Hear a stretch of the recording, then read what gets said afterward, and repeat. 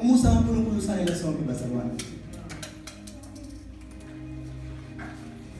Yabona bazalwane, umusa kaNkulunkulu akusanele. Awucabanga ukuthi uJesu wabethele isiphambaneni ebethelwa abantu abenze yena. Kodwa still wathi esiphambaneni baba bathethelele ngoba babazalwane. Abantu ababebulala uJesu they knew mentally what they were doing. Babazi ngokweqondo ukuthi benzani. Kodwa babengazi ngokuqhamuka ngoba babengavulelwanga ukuthi lo abambethelayo ubani.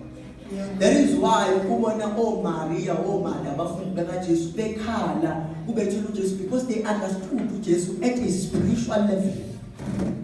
Laba babembona njengenkosi yamaJuda. Babembona njengomuntu ozochitha ubukhosi balamakhosi akhona ngaleso sikhathi ngoba uJesu wayemeza ukuthi kumele kukhonzwe uNkulunkulu kuphela. But laba bantu they understood ukuthi no, lo muntu lo obulalayo kubulawa babeyitshela nje ukuthi kubulalwa nje ordinary person. Amen. Umusa kaNkulunkulu usanele sonke bazalwane. Yabona uma izwi lithi for my grace is sufficient for you. Ngamanye amazwi umusa kaNkulunkulu ukwanele wena.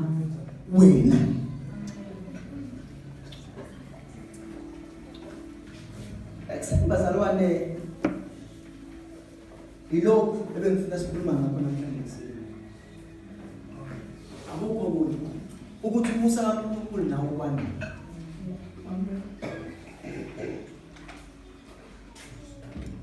Siphila ey'nsukwini ey'nzima la khona ngisize Nkosi. Amen. La khona sidinga ey'ningi ukuze siphile. Sizama izinto ey'ningi ukuze siphile.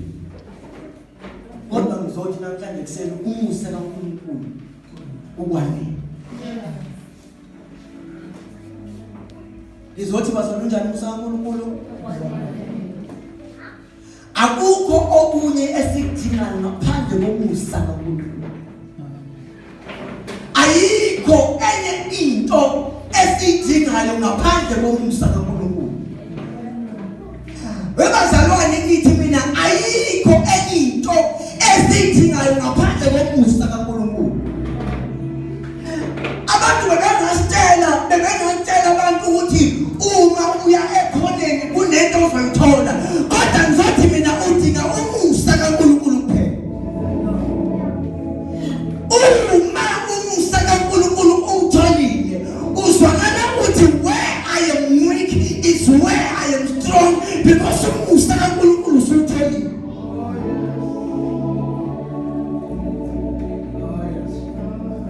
Uma umusa kaNkulunkulu utholile, uthi kuthiwa nasi isithombe kumele sigugelwe.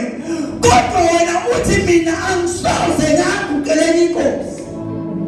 Usubasiwe umlilo, umusa kaNkulunkulu utholile, ungamele ungene emlilweni kunokuthi ukhonze isithombe ukumusa usutholile.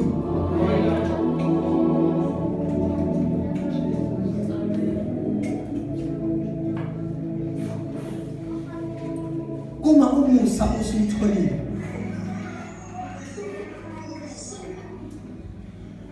Baba, uma umusa usutholile,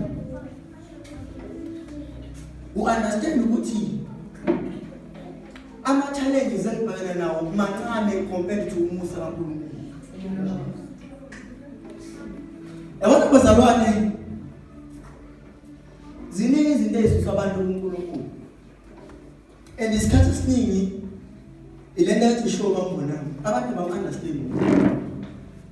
Abantu abamqonda uNkulunkulu. But uma sizoqonda umusa kaNkulunkulu, sothi uma sibhekana nenkinga, si-understand ukuthi umusa kaNkulunkulu is all we need. Ngizothi namhlanje kuseni mina umusa kaNkulunkulu unamandla kunalezi inkinga obhekene nazo. Mina ngizothi namhlanje umusa kaNkulunkulu unamandla kunalama problems obhekene nawo. Bazalwane, umusa kaNkulunkulu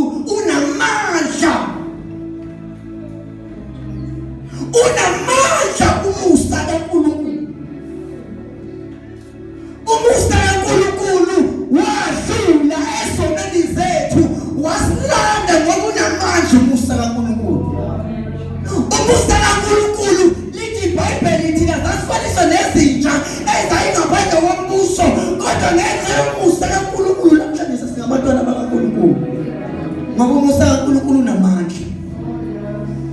Wabazalwane umusa kaNkulunkulu ufika sebeyidingele ngaphandle.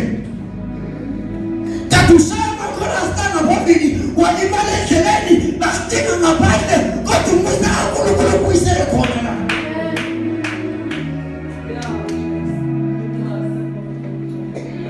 Umusa kaNkulunkulu sebefunda bonke kini bagqoka amajazi bonke kini wena unganawo umsebenzi kodwa umusa kaNkulunkulu unamandla.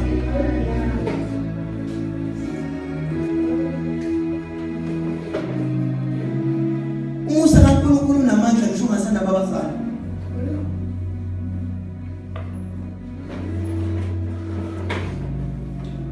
Umusa kaNkulunkulu unamandla okuthatha into engelutho iyenze utho. Umusa kaNkulunkulu. Mina ngikhuluma ngomusa kaNdlovu, ngikhuluma ngomusa kaNkulunkulu. Angikhulumi ngomusa okumele udlule kaNdlovu ukuze ufike kuNkulunkulu, kodwa mina ngikhuluma ngomusa kaNkulunkulu njengokunjalo. Mina ngikhuluma ngokuthi kumele uzokhanisa, kumele uphuze amanzi, kumele uthi ngethawula, kumele ngikhuluma ngomusa kaNkulunkulu wona wodwa. Wabazalwane uSathane usididisile siuyekile umusa kaNkulunkulu saya ebantwini. Hallelujah. Jesus. Uthi wabazalwane ithi iBhayibheli my grace is all you need.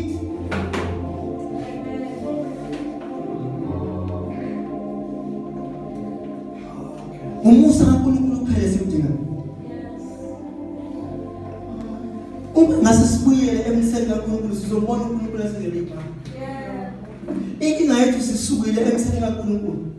Uyabona uma kunetha sihamba sisibabili noSamuyeli. uSamuyeli ephethe i-umbrella. Uma mina ngizosuka ngaphansi kwe-umbrella sithi iyonetha imvula. Amen. Isakhona i-umbrella uSamuyeli usakhona. Kodwa mina ngisukile. Oh yeah. Thina sisukile kuNkulunkulu izinto zasibuka buka kwaba ngathi uNkulunkulu ake uNkulunkulu khona. Usayiphethe i-umbrella thina sisukile kuyena. Inkinga yethu nje sisukile kuNkulunkulu asiyiboni, sibona uNkulunkulu esukile kuthina. Mawucabanga uJesu wayengasacrifice ukubole ngesiphambaneni uma eyazi ukuthi uyokwe ekudele. uJesu wayesiphambaneni ngenxa yakho. Mawucabanga ukuthi esiphambaneni wafa uJesu efela wena. Mawucabanga uzophinda ekudele esakufela. Ithina sisuke emseni kaNkulunkulu. Umusa kaNkulunkulu uphezulu kwempilo yethu. Let us understand ukuthi umusa kaNkulunkulu is all we need. And everything that we have as a man. Let us listen ukuthi everything that we have, it's not about us. It's not about us. It's about Him. Akuwona amandla ethu. Ngifuna ukuthi leli live lihlupha ngeke lisuke. Kodwa uzokwazi ukuphila na. Uzokwazi ukuphila na. Uzokwazi ukuphila na. Yabona leli live lihlupha ngeke lisuke. Kodwa uzokwazi ukuphila na. Ngoba uNkulunkulu anasela wathi ukuthi mangaselisuse leli live la uzosuka ke. So ngicabanga lihlale wena uhlelo wakhe. Ukubona unganalutho kodwa ukwazi ukuphila. Futhi uphila abantu abanye uphila udlula abantu abanotho. uNkulunkulu wenza njani? Eksibazalwane nokuyinoma nje.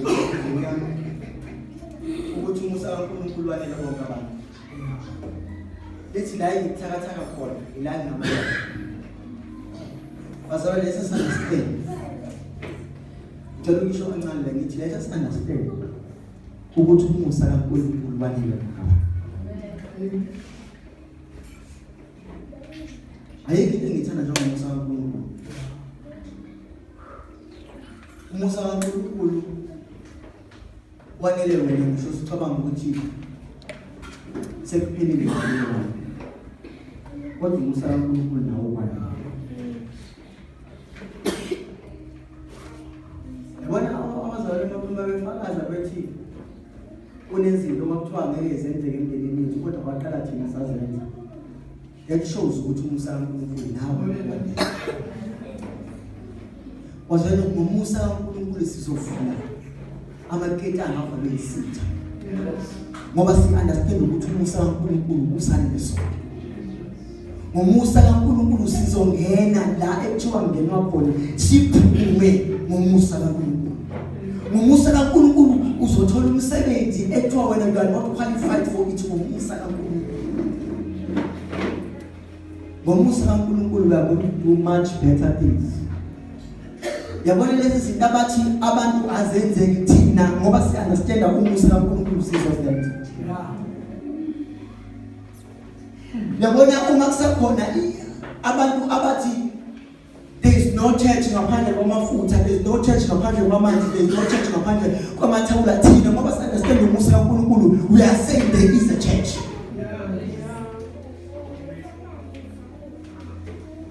Ngesa kuJesu ngakimani